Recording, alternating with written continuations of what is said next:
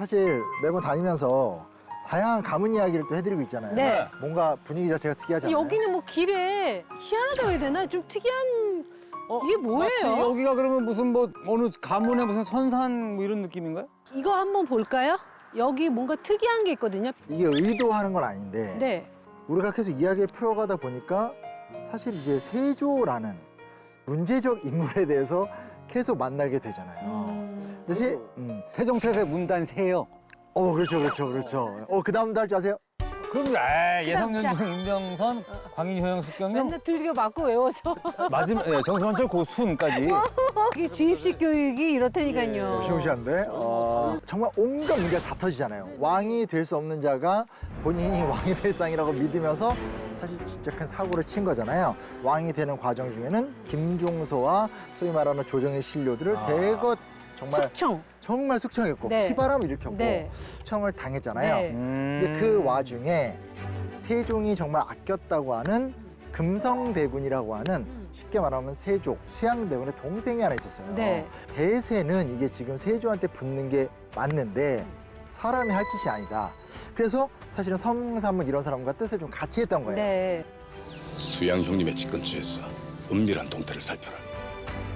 그러니까 이제 그걸 알아챈 거죠. 그래서 금성대군은 이제 여기까지 유배로 온 거예요. 아, 영주까지요? 그러니까 마지막 어떻게 보면 단종이 의지할 사람. 금성과 정종은 그 죄를 어밈으로 사약을 내림이 마땅하나 전하의 뜻을 따르겠나이다.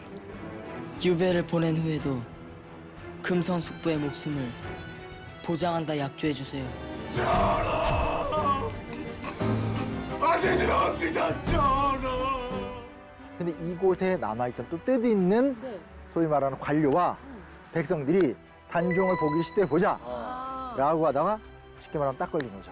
아하. 가문이 완전히 그래서 거기서 엄청난 피해가 있었다. 그 집안에 대한 이야기를 갖고 왔습니다. 근데 역설적에도 지금 보면 숭조 목족이라고 그래서 조상을 숭배하고 가족 간에 화목하게 지내야 된다. 아.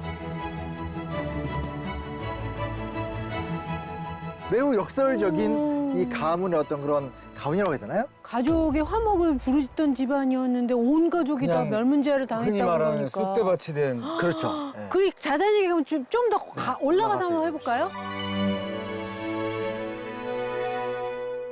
아니, 나 이런 거 처음 봐. 와.